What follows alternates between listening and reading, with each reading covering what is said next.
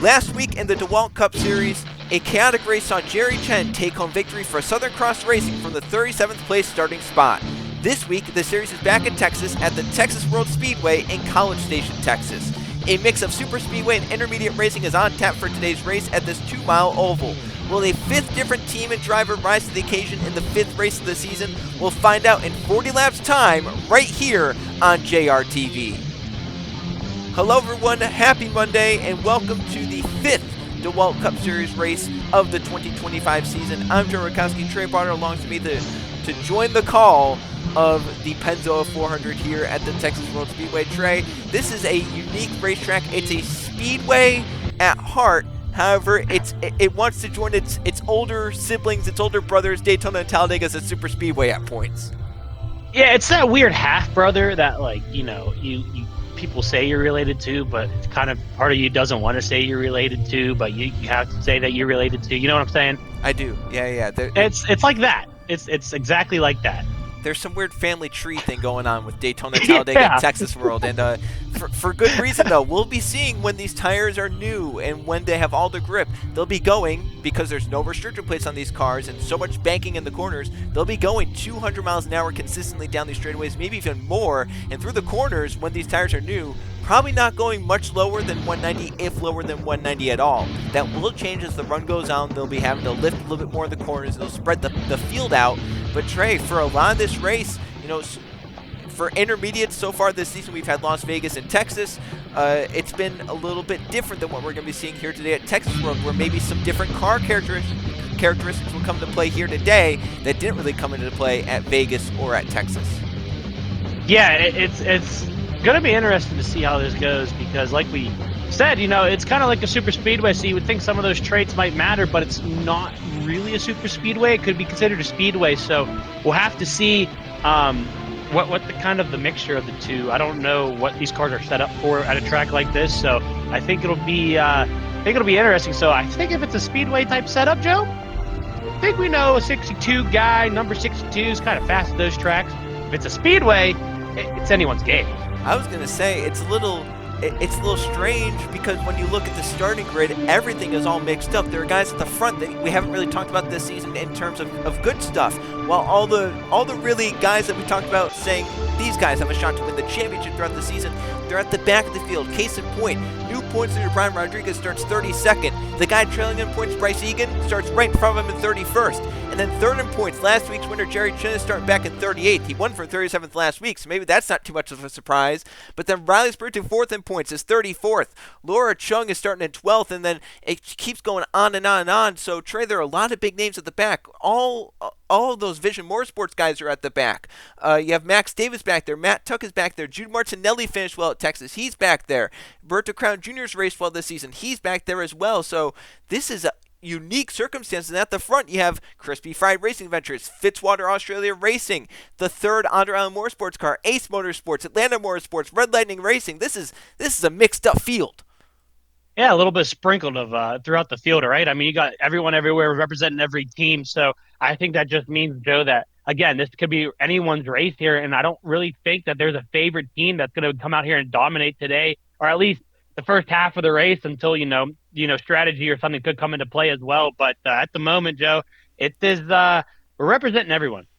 And then let's get away from the team aspect and the driver aspect a little bit and go towards the race aspect and how the race will be performed from now on in the DeWalt Cup Series. After the, I guess, best way to call it, mess throughout the Texas Motor Speedway race, where we saw damaged lap cars on the tail end of the lead lap to start for a restart. We saw that twice last week, and it directly impacted the results. Nathan Stapleton, maybe the fastest car there, got held up twice on restarts because of damaged lap cars. Chris Jericho lost the lead on a restart with under 5 to go because of damaged lap cars. Here, starting today at the Texas World Speedway throughout the rest of the DeWalt Cup Series season, waiver rounds will come into play if a driver, for some reason, if a caution maybe comes out in the middle of green flag pit stops, something along the lines of that. If a driver is caught on the tail end of the lead lap, meaning they're between the pace car and between the leader, they will get waved around to get put to the end of the line. Also, that will change is lap down cars. If they're starting middle of the packs, for example, Last week at Texas on the first restart, Nathan Stapleton was leading, and then Eli Bright was second, but between them was a lap car, William Seaman. Well, that lap car will now be put to the back of the field as well. So the lineup now, Trey, will be the pace car, and then lead lap cars, and then the lap down cars, and then the wave around cars. I don't think anyone's going to complain about this, especially like you mentioned after what we saw, last time we were racing, and a lot of people weren't the happiest with that. So I think this is going to be a good decision. Yep, and we'll hope that it doesn't influence then anything in terms of how the finish of races maybe goes like we saw last week at Texas. Well, before we get guys rolling off pit road, let's go through the top 5 starting grid very, very quickly. Johnny Cox is on pole for Crispy Fried Racing Ventures, a team that has not had too much success so far this season. Johnny Cox is just clinging on to the top 20 in points, and Crispy Fried Racing Ventures enters as just the 5th to last team in the team points. So looking for some good things there on that number 8 Toyota. Beside him is a team and a driver that needs to kickstart something, and maybe today could be the day. Cam Wright Jr. for Fitzwater Australia Racing, Zachary Fitzwater Sr.'s team. He's not completed many laps this season. He's found himself in accidents and just some poor luck overall. He's 36th in points. Fitzwater Australia Racing is 13th in the team points. They'll look for some big things, especially with 2 of their cars starting inside the top 5.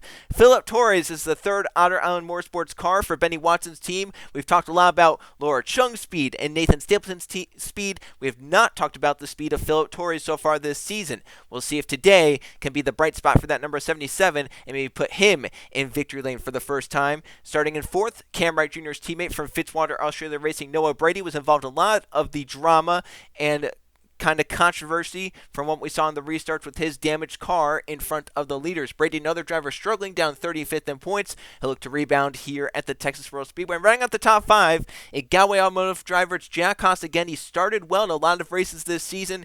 He's clinging on to a wildcard spot as they stand, but he's looking for that first victory of the season. In fact, he's looking for his first top 5 of the season. We'll see if Jack Haas can do it. He's had some speed as of late, and he's shown speed here today at the Texas World Speedway. Well, now we're going to move into our prediction battle, Trey. I was able to close in again with my victory, our first victory of the season, where I got Jerry Chen winning at the Texas Motor Speedway. So I've closed in a little bit to within 5 positions of your average. So as we get guys starting to roll off pit road and we have the Gatorade starting grid that's going to roll at the left side of the screen, Trey, you get to pick first again. Who are you taking to win the Pennzoil 400 here at the Texas World Speedway? I'm going to go with someone who's had some flashes of, good runs here out of the first couple of races. You're going to be starting on the outside, which isn't the best. Around 18th position, which I believe is directly 18th. It's going to be this 0-2 of Ludovic Charette. I think, I mentioned, Charette has had some good couple of runs out of the first 3 races of the season, and I think they're going to come out here today and have yet another one. And better yet, it's going to give me my, what would that be? 3rd win of the season? Well, you know what? She had a shot to win last race at Texas. The unfortunate part, the strategy did not fall her way, and the caution came out after she had made a green flag pit stop and trapped her on the tail end of the lead lap. As we saw, as we talked about earlier, if that were this week, she'd be waved back around to the end of the field. So we'll have to see Ken Charette rebound and get a win here in the second leg of the Texas two-step. I'm going a few rows in front of you. Also on the outside, I'm picking Zachary DeLello for Galway Automotive. This team has shown some speed this season in qualifying, haven't been able to translate it into the race, whether it be some just poor luck or whatever it may be. I think DeLello, though, is going to perform well today from that 14th starting spot. He's going to get to victory lane. He's going to join his teammates Jack Haas and Levi Schoens that are starting inside the top 10. He's going to get up there in a quick manner, I think. Well, today we'll be seeing pit stops again. It's a 40-lap race, and they'll be pitting around lap 21 to 25 here today at the Texas World Speedway. Johnny Cox for Crispy Fried Racing Ventures leads to the green flag, and the 5th race of the 2025 DeWalt Cup Series season. We're underway from the Texas World Speedway.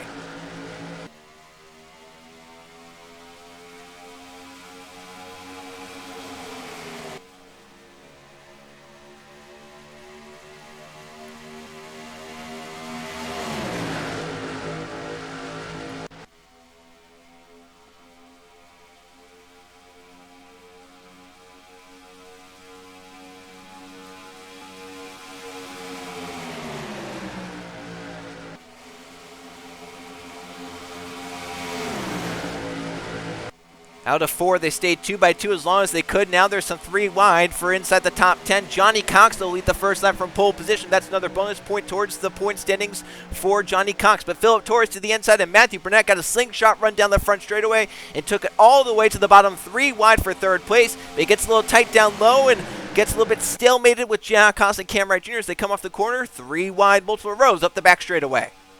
We'll have to see how that plays out. You see some more shuffling going on in the mid-pack. Their drivers are still trying to figure out where they want to go. They want to try to get to that inside. Burnett had a big halt at the bottom there of 3 and 4. Shunted that whole bottom line up a little bit here, and I was going to get past, making it 3 wide as Joe. We're looking 4. We are 4. That's 4 wide and no real hope to end it at the moment. Does it work? They're all stacked. Well, it works for now. Uh-oh. Does it work as they get off turn 2? I don't know. But we might have to find out. They might be looking 5 wide. That's not going to work if they stay like that. DeLello and Charette. What a save. Wow. No, those are our picks. Yeah, they were banging doors, but oh, look at Jordan Stout. Oh, hold on. We're not done. He did a good job controlling his car as well, but that was near disaster for most of the field because that's up. That was what? Around 15th place. If they wreck there, how many cars are getting collected in that? What a save that was by the 55. I mean, Joe, that would have been at least 10, 15 cars within that wreck alone. Like you mentioned, that was in the middle of the pack, but very nice job. Unfortunately, Charette looks like she got squeezed into the wall a little bit, but I'd rather be squeezed into the wall than have a trashed race car. I was going to say, you're giving props to DeLello. I also want to give props to Ludovic Charette, who was in the wall and basically giving DeLello as much room as she could and gave him just enough as they worked their way through turns 3 and 4. You see right here, the inside really having some trouble with some grip here as Mathis Wells, we saw Burnett earlier have some issues with that. Now Mathis Wells does. It allows Burnett to get clear. Meanwhile, for second place is there, Levi Schultz is blocking Nathan Stapleton down to turn 1. But for the lead, here comes Ace Motorsports.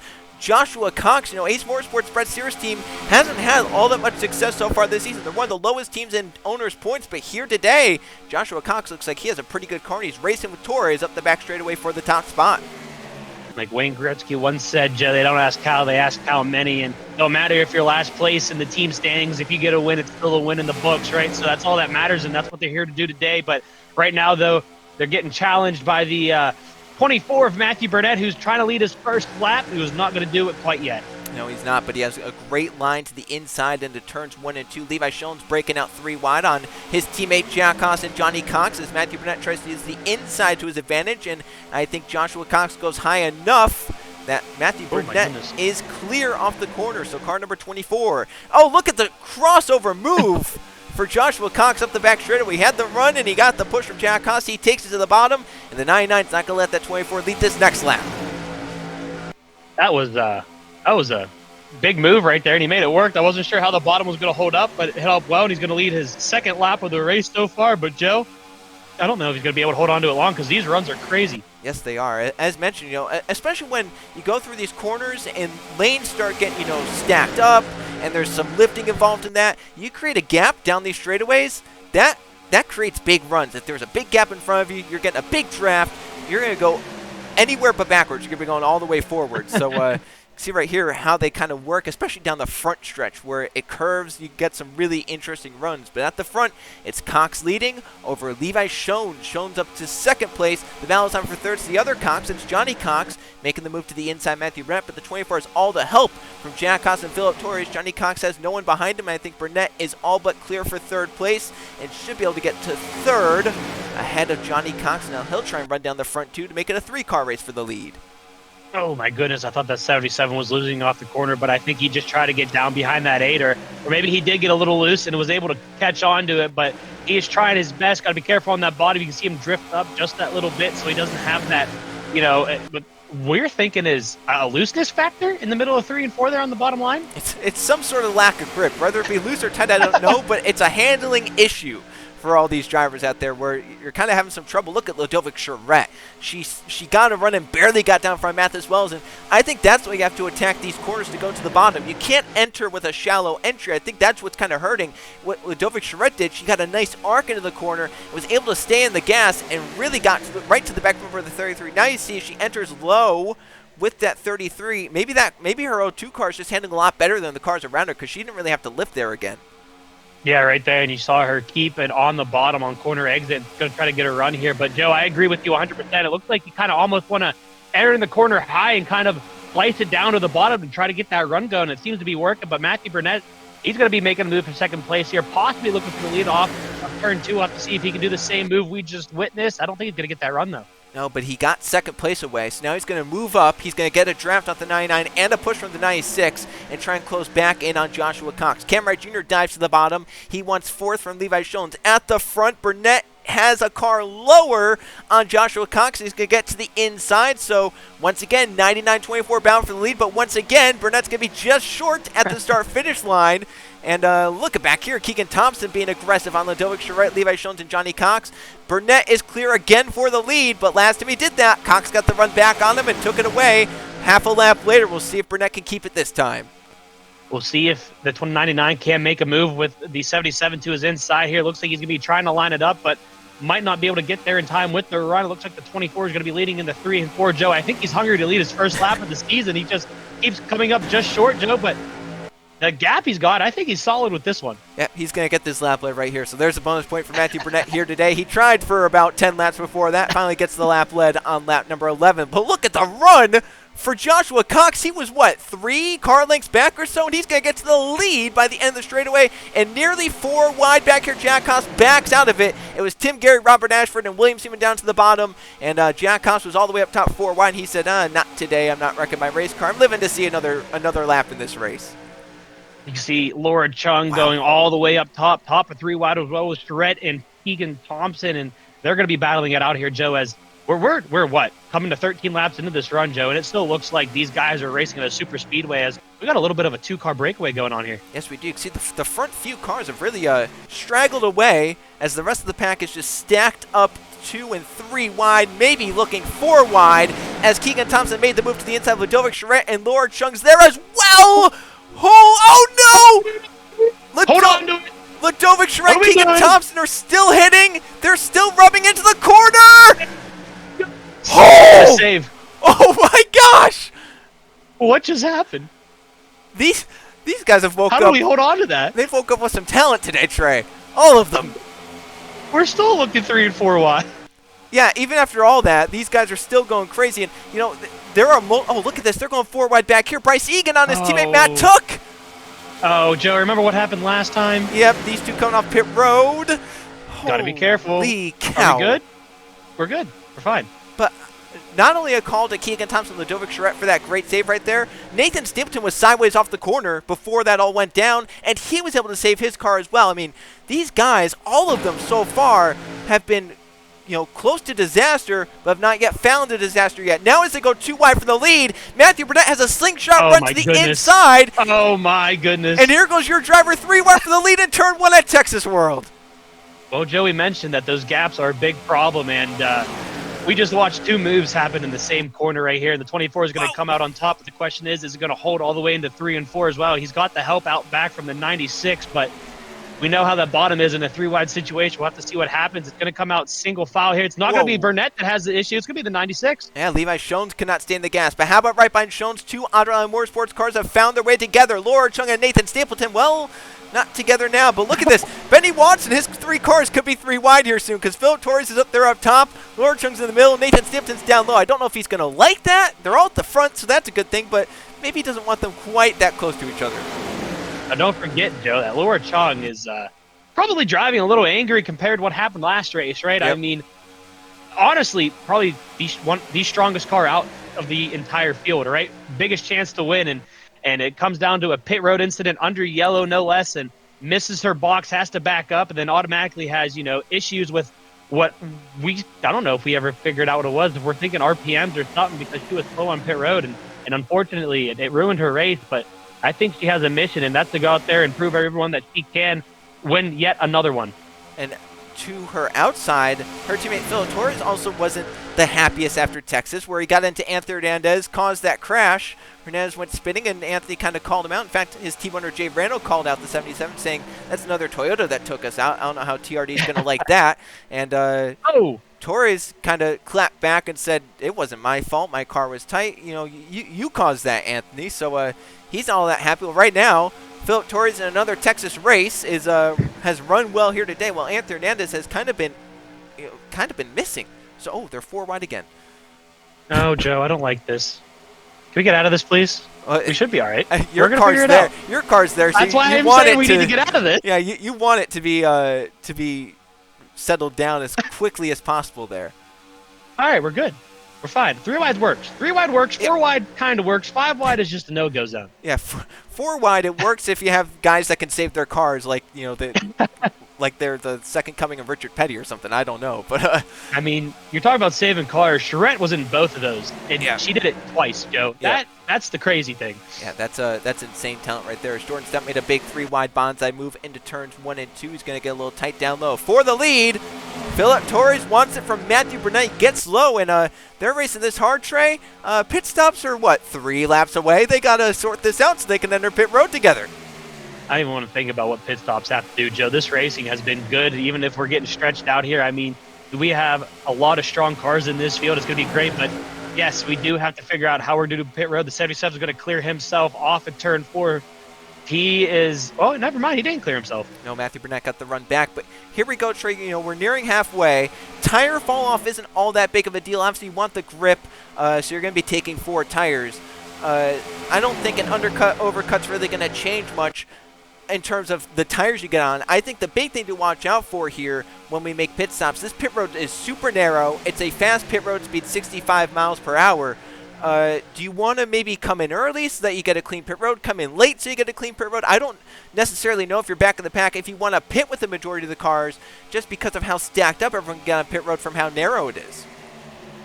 Yeah, that is going to be the biggest thing, is trying to get a clean entry, clean, pull into your box and a clean exit. And we'll have to see what everyone feels like. I definitely feel like they're going to try to split it up best they can. But, I mean, technically it's a big guessing game for everyone, right? Nobody knows what anyone's going to do except probably if you're teammates and if you're near each other. So we'll have to see how everything settles out here, Joe. But we're still 2 by 2 by 2 for the entire front of this pack. Yeah, this is crazy stuff. I didn't think they'd be racing like this late in the run. In fact, they're looking 3 wide. Philip Torres is going to shove Matthew Burnett out of the way, and Joshua Cox on the inside. Look at this racing at the front there. They're nearly, look at Lawrence Chung making that big move. Oh, my goodness. They do know they have to pit, right? Soon, right?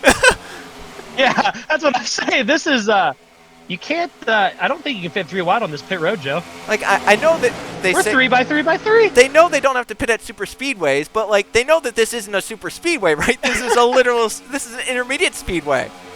Well, we said it was a 50-50, so, I mean, maybe they got that 50-50 mindset. Oh, here we go. What's going on? Big slowdown here from the 77, Philip Torres. Yep, he's going to be pitting with, I think, teammate Lawrence Chung. Got to be careful here. We're looking 4 or 5 wide. Oh, big checkup here. Ludovic Charette came down from one of the top lanes and came down to pit, and it slowed this whole group up. So that was one of those things. I didn't even know Burnett came down. Yeah, he kind of snuck his way in. Good. But yeah, we're fine. All right, pit stops are underway, Joe.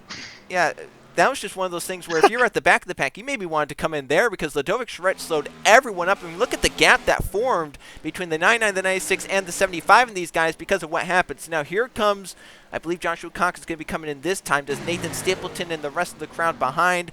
It looks like Tim Gary's going to stay out for a lap lead, so he's going to get a bonus point there. Max Davis is staying out, so I like that strategy call. They were back in the field. They don't want to get stacked up with the rest of these guys, so they're going to stay out longer, and they're going to use a clean pit road to their benefit. Because look at this. I mean, my question, you can't go anywhere. Yeah, my question is going to be is that checkup going to really affect, how close these guys were entering pit road? Because they were all stacked up together, but it checked them up quite a bit. Like you mentioned here, as Burnett looks like he won the race off of pit road, followed by Charette. As remember that Max Davis and Tim Gary still have to both come down pit road. But I'm going to be curious to see what the gap is here. Yeah, you can see right there, the 24 way ahead of the 02. Here comes Tim Gary, and here comes Max Davis. So they'll pit this time, but look at how far back the 77, the 79 are. Now, granted, they will have draft, and these guys up front, if they're spread out, they don't have any draft. They won't be going all that fast, and the rest of the guys can catch up. So here we go. Joshua Cox wins the race off pit road of the second group. So have to see. You know what? Honestly, he's doing a pretty good job there. Yeah, he might be the new leader here, depending on the speed difference. 24 is going to. He's coming really fast. Yeah, he's going to be there. So there goes Burnett through to the lead. Ludovic Charette is now up to second. Joshua Cox is going to be probably third. But now these guys back here, they have to get in line with drivers like Torres and Ashford and Laura Chung and Jude Martinelli and Jerry Chen because you need to get they're draft. going 3 wide, so that's not going to work. Yeah, but even if you're in a pack, right, in a drafting pack, even if you're 3 wide, if you have draft, see Max Davis leaving, and for the lead, for the lead, Ludovic Charette on Matthew Burnett.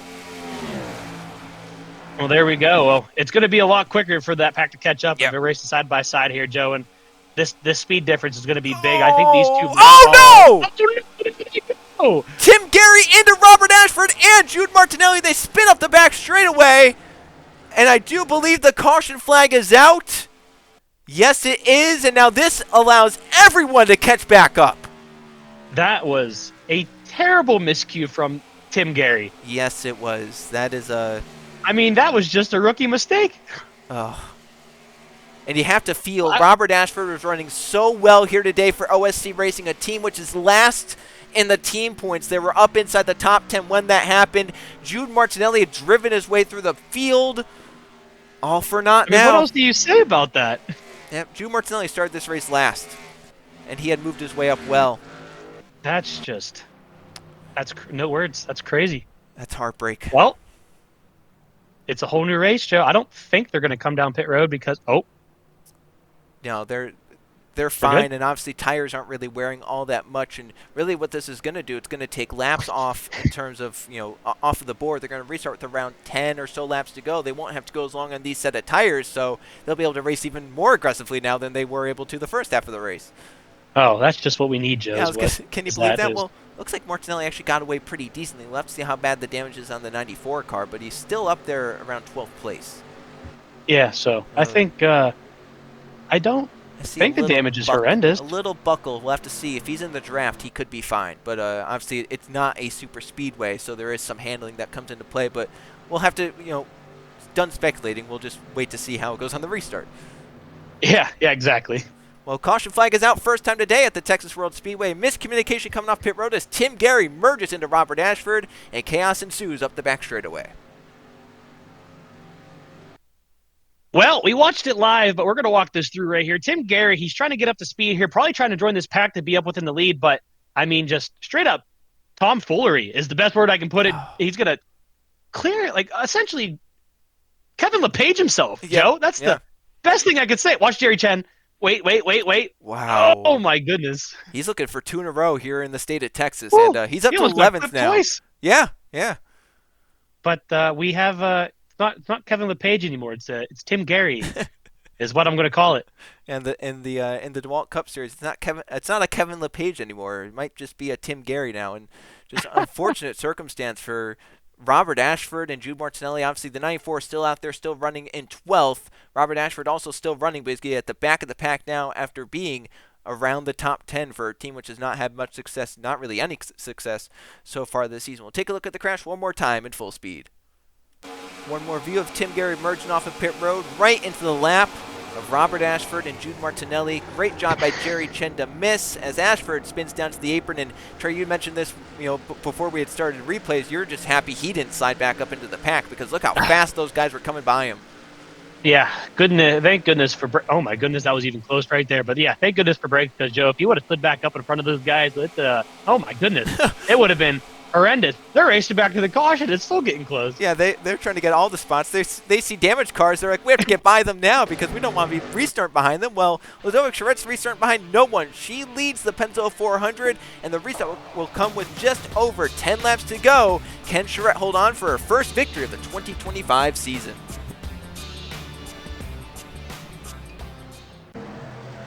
Coming back to the restart, first one of the day will be with 11 laps to go in the Pennzoil 400, so we're getting down to the end of this one, and now the whole field back together with tires that are pretty much good as new. They had just come off pit road with them, and now they'll have 11 laps to run as hard as they want with those tires. all cars are still left running. We'll go through the top 10. It's Ludovic Charette, Matthew Burnett, Joshua Cox, Levi Shones, Keegan Thompson, the front 5. Then you have Nathan Stapleton, Gabe Willard, Roberto Crown Jr., Philip Torres, and Laura Chung, the front 10. There are some drivers that have had to come from deep in the field. Jerry Chen started 38th. Just like last week at Texas, he started 37th. He's up to 11th now. Jude Martinelli from last is up to 12th, but has some damage in that 94 car.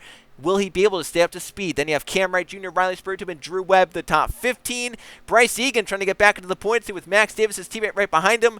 Johnny Cox from pole. There's Zachary DeLello, and there's Matt Tuck, the top 20. We'll scroll through the rest. 21st to 30th on the screen, followed by 31st to 40th, and then the 2 damaged cars at the back are Tim Gary and Robert Ashford. 11 laps to go at Texas World. Green flag back in the air in the Pennzoil 400. Nice jump for the Ludovic Charette in the lead. Well, Joe, do you want to have a good jump on a restart at a track like this? If they get double foul behind me, yes. But Matthew Burnett, I think, is going to be able to get down in front of Levi Shones. Maybe not. Levi Shones, that run stayed going. Look at the run for that Galway Automotive car. Up the back straightaway, Levi Shones is going for one of the top spots here. That was a very impressive run there to start off that restart. We'll have to see how far he can carry it. Looks like it finally stalled out on the inside of the 24 of Burnett, but he's going to get clear, and he's going to be looking for the lead here. Yes, he is. He took the short way around 3 and 4. Now he's a run going to Ludovic Charette. You can see the gap actually closing visibly. He's closing into within half a car, like now to the back bumper, now to the inside. Here comes Levi Shones for the lead. 10 laps to go in the Pennzoil 400 at Texas World, and the fight is on. We have a full field of cars right here to win it in Texas World. Levi Shones clear off turn 2. Can he slide up in front of Ludovic Charette? He barely makes it work, but he's playing defensive up into turns 3 and 4. You can see him covering the inside there, which is what you want to do. You got to be careful here on this low side. We know there's checkups. I haven't seen anything. It might have been behind Philip Torres there. Oh! 27. Wow, that was a very aggressive move by Stapleton. Nathan Stapleton wants a win. 3 wide to the bottom. He thinks he was robbed last week at Texas. He thought he had the fastest car, but he didn't find victory lane, mostly in part to lap traffic on restarts. Well, here he is on a restart, gaining positions. No lap traffic in front of him. He's moving to the front, going 3 wide for the lead with help from your driver, Matthew Burnett. And now Matthew Burnett wants to lead 3 wide as they go up the back straightaway. These guys know they have the grip in the tires. They're going to use it right to the very end of lap 40. Stapleton's going to block him on the inside, though. Got to be careful of that checkup. Burnett had to check up just a little bit there. Not as egregious as we've seen, so he should be all right. Checked up Jerry Chen as well, but they still got the momentum going here, Joe. Stapleton's got a big lead on this bottom row here. We'll have to see if the 24 and the 36 can work together here, but Charette's going to battle on the outside. I was going to say, look at Ludovic Charette fighting back, nearly clearing Stapleton in turns 1 and 2, but once again, the 75 has the bottom shorter way around, so he'll pull back even and pull just a little bit ahead, but once again, Charette's power up the back straightaway pulls her back ahead. These two deadlock for the lead at the moment. Will someone be able to break it up? Or will someone behind be able to change that? Matthew Burnett's going to push Nathan Stapleton out in front and maybe push himself out in front. Watch for Jerry Chen, looking to become the first driver in the DeWalt Cup Series to win multiple races. He's pushing Burnett and going for his 2nd straight win, and his 2nd straight win from outside the top 35 on the starting grid. But it's Matthew Burnett from Meme Motorsports leading with 7 laps to go at Texas World.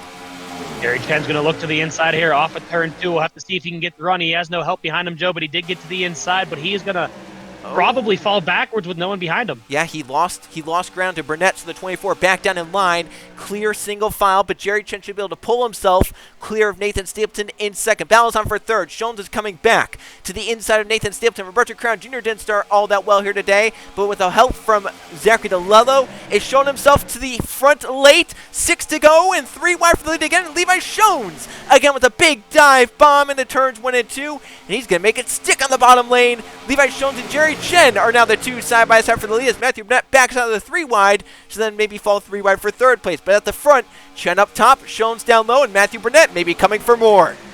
I thought he was going to dive it all the way into the inside, Joe, but he thought better. He's going to push Shones. Oh, he's going to go on the white line. What a move. That car handled so well to be able to do that. Down to the bottom, Matthew Burnett turns under Levi Shones at the stripe. Deadlock to lead, lap number 35. It was literally a tie. Literally a tie. Is that a symbolism for what might happen at the end of this race? As much as I want to say, Joe, I hope it is. I don't care what the drivers are, but that would be something if it's a dead tie.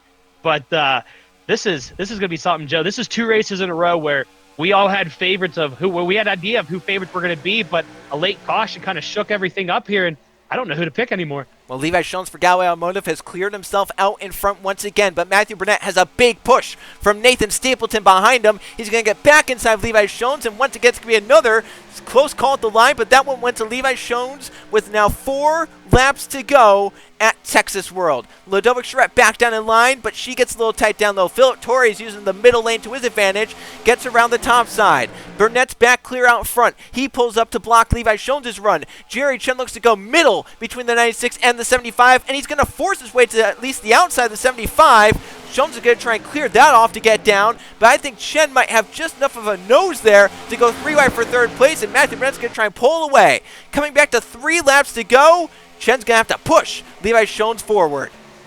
He is doing such a thing. You can see the gap closing right here, but it's not going to happen before the corner. We'll have to see what the 96 does. He looks slow. He's going to dive it to the inside of Burnett. Is he going to be able to make it stick, though? Joe, we know that top side tends to be good. Looks like he's about to run. And Burnett does stay out in front of, for now, from Levi Schoens. Jerry Chen trying to clear in third place. Nathan Stapleton fighting with teammate Philip Torres. Behind them, it's Roberto Crown Jr. with a help from Ludovic Charette, and she has help from Zachary DeLello. Max Davis from the back of the field late is coming up to the front in the final 3 laps for the lead. Joe. Levi Schoens with a run to the inside of Matthew Burnett. 2 laps to go, 4 miles left, side by side for the lead, and 3 wide for third place behind them. Where do you want to sit right now? Do you want to be the car in second place with the runs we've been seeing that these guys have been getting all day, or do you want to be first?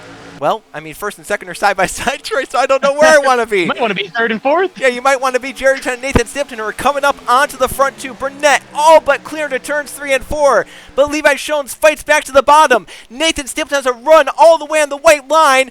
Forward momentum coming to the 75's He's way. about it. He's looking. He's thinking about it. Looking 3 wide. Jerry Chen might make the move first. If he doesn't do it, there goes Chen, and there's the white flag. Levi Schoens leads, but who leads at the checker flag lap 2 miles from now?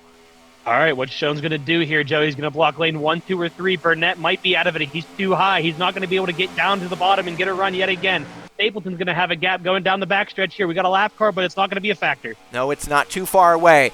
Nathan Stapleton trying to get a run onto Levi Schoens as Galway Automotive trying to win their first race of the season. Levi Schoens trying to dig himself out of a points hole. Nathan Stapleton looking for his first win of the season, and Otter Island Motorsports' second of the season. But as they come off turn number 4, Levi Schoens returns to NR2003 Racing with a win in his 5th race back. Schoens wins the Pennzoil 400 at the Texas World Speedway. There was so much going on there, Joe. And how about Jake Galway to victory lane as a team owner? That was crazy. Oh, Joe, he's used to winning as a team owner. He is, yep. And now he has his own team, his team named after him, that he's gone to victory lane with. Think about Levi Schoens, though, huh? Coming out of retirement? Yeah. Just to come back and win in the 4th race? 5th race. Is it the 5th race already? Yeah. Man, Joe, there's so much has been going on this season. I lost track. But what a race that was, Trey. Start to finish. We saw chaotic stuff. We saw such a competitive race. We saw guys come through the field. And in the end, though, Galway Automotive's Levi Schoens, he started 6th here today. And he ended it in victory lane. Those Galway Automotive cars, they had some pretty good motors under the hood. They do. They do. They might like these half and half tracks, if we're being honest, Joe. Yeah, maybe other 2-mile tracks they might like this. Maybe they'll like the super speedways. You know, we have a super speedway next at Pensacola. You need an engine to perform well there as well. So things could be looking their way. Well, Joe, we have a lot to unpack from this race if you think about it. Oh yeah, there's too much to think. And luckily, none of it's controversial. All of it's fancy good stuff. Well, except for the Tim Gary thing. Was controversial. But, I mean, other than that, it was all good. Yeah, the racing part, absolutely spectacular here today at the Texas World Speedway. And, I mean, at the end, Trey, we saw a grand mix of drivers and teams that were able to move their way through the field, or teams that were able to maintain their track position at the front. You know, I had mentioned that Levi Schoens started this race in 6th place. He ends up winning the race. Nathan Stapleton started pretty well here today. Jerry Chen, though, came from the back. Roberto Crown Jr. came from the back. Max Davis had to come from the back. Trey, there was just a great mix. You could stay at the front if you had a fast car. You could also work your way through the field if you had a fast car. Yeah, definitely. Again, this was one of those races where essentially it was anyone's games. I mean, we saw shuffling. There was times where everyone got a little strung out there, and it kept with a couple of drivers. But once that caution came out, Joe, that really did shake everything up, and it turned everything on its head. And it was just another amazing race. And I don't want to say a surprise winner because he was up there the entire time, but I think it might have been to a surprise to him. Yeah, yeah, and maybe to every other driver out there, right? Levi Schoen's pretty far down in the points order, and he just showed that he's here to play and he's here to maybe contend for a wild card spot, and he's now in the All Star race. So if he wins that one, he's locked into the chase as well. So a lot going Levi Schoen's way here today with that victory at the Texas World Speedway. So we'll go take a look at the finishing results. Here's the top 10 finishers from today's Pennzoil 400. Levi Schoen's the exciting victory here today, drama-filled victory. He holds off the challenge from Nathan Stapleton, who ends up in second place, and once again had a fast car at a Texas racetrack, but just couldn't get up there at the end when it mattered most. Jerry Chen, for the second straight race, battles back from a poor starting spot, and with his, I believe, fourth straight top five now, is the new points leader by a pretty wide margin, because Brian Rodriguez, Bryce Egan, the two drivers that were nearest him in points, did not finish all that well today. Matthew Burnett was up there all race long, led the most laps, ends up in fourth, and top five finisher Roberto Crown Jr., who also had to come from deep in the starting grid. Zachary DeLello hung around the front for most of the race, ends up in sixth, with Philip Torres, Ludovic Charette, Jordan Stout, and Max Davis had to fight back to end up inside the top 10 at the end, so lost a lot of points and ground. Last race, after flipping at Texas, he comes back with the top 10 and maintains a top 10 position in the points. Then Johnny Cox from pole, solid day in 11th. Gabe Willard, Bruno Diacomo, really Laura Chung's worst race in terms of speed this season, and she was still pretty fast in 14th. Keegan Thompson, Eli Bright, Cam Wright Jr., Joshua Cox, Jack Haas, and Drew Webb, the top 20. We look down 21st to 30th, and notable names down here are some drivers that are up there in the points picture, such as Riley Spurgeon in 24th. He's dropped way down in points now. Brian Rodriguez from the points, he just dropped down with a 26th place finish, and Bryce Egan came in second in points. He drops with a 28th place finish here today. And we look down even lower, some surprises down here outside the top 30. Justin Zeidel never really had the car to stay up front here today. Ends up in 33rd and just kind of struggled in that number 38 here today. And Noah Brady started well, but didn't have the car underneath him to finish up there. Ends up in 34th. Anthony Hernandez, one of the Texas drivers, 36th. And Matt Tuck, surprisingly, was not able to move up through the field from his poor starting spot. Ends up 38th. Drew Martinelli, obviously the damage affected him in 39th. And Chris Jericho, basically last car untouched, 40th place, and obviously some issues there. He was around mid-pack for most of the day, but that second run did not go his way, and then obviously the two cars that were damaged, Tim Gary and Robert Ashford, off pace. Gary ends up 41st, Ashford the most damage, ends up in 42nd. And now we take a look at the point standings. We are 5 races in. Jerry Chen, as mentioned, moves into a pretty big points gap, 20 points up on Brian Rodriguez, who falls to second. Then Bryce Egan maintains in third place. Matthew Burnett, now the new fourth place man, and Laura Chung now inside the top 5 as she tries to close in on Burnett for fourth. Ludovic Charette moves up nicely along with Nathan Stapleton. He's bumped his way inside the top 10. Roberto Crown Jr. has bumped his way back inside the top 10. Gabe Willard loses some ground. In fact, he's tied with Crown Jr. in front, and then 1 point behind them is Max Davis. He maintains his spot in 10th. Riley Spurgeon drops from 4th to 11th, so he's outside. However, he has one of the wildcard spots, and the other one actually goes to Levi Schoen's with that win here today. He's 25th in points, so he has just enough for a wildcard spot as they stand, but things will obviously change throughout the season. We'll get more winners. Points will shuffle around. We'll just have to see how it all plays out as we go through the season. Philip Torres also just outside the top 10 in points. Jack Haas lost some ground. Keegan Thompson and Jordan Stout have closed in a little bit to the top 10. Then Johnny Cox moved up nicely with his 11th place. Jude Martinelli dropped with the damage on his car. Lathan Strickland dropped along with William Seaman, and Bruno Diacomo has moved up inside the top 20 in the point standings. Now we look at the team points. After 5 races, Otter Island Motorsports has moved out in front over Southern Cross Racing. Then Tucson Racing, EKH Enterprises, and Vision Motorsports the front 5. And as we look down to 10th, Me Motorsports through Crispy Fried Race Adventures. Trey, what a race, though, here today at Texas World. And what a gap for Jerry Chen in the point standings. 20 points up over his nearest competitor at the moment. Yeah, I mean, it just seems like this guy can't be stopped, right? I mean, it's insane. His average finishing position is just crazy at this point. It makes you wonder what's going to happen. I mean, if he's only going to get better, Joe, you might as well call the season a wrap and just give it to Jerry Chen already. An average finish of 5.6. That's That's something, For isn't 5 it? races, that's crazy. Yeah, 4 straight top fives. So the only race he did not finish inside the top 5 or top 10, the Daytona 500, the first race of the season. Since then, he's been inside the top 5. The close call at Vegas, the run through the field at Phoenix, the run through the field to win at Texas, the run through the field to win here at Texas World. He doesn't start all that well. His average starting position is 22 spots lower than his average finishing position, but Chen finds a way. That's why he's the points leader by 20 points up over Brian Rodriguez, the Daytona 500 champion. Well, Trey, if you like today's race, we have one heck of a race in store for you next Monday right here on JRTV. We're going racing at the Pensacola International Speedway, the 3-mile super speedway in Florida for the United Rentals 400. That's going to be a fun race. We're going to see some pack racing there, 3-4 wide racing, and then 2 weeks time, our second short track race of the season, our first race track under a mile in length, and our first Sunday night race. We're going racing at Richmond in 2 weeks' time, so tune in to JRTV for those next 2 races of the DeWalt Cup Series 2025 season. Today, though, we congratulate Levi Schoens and Galloway Automotive on their first victories of the 2025 season. Congratulations to Schoens and Jake Galloway on the win here in Texas World. For Trey Bardone, Joe Rokowski, so long from the Texas World Speedway.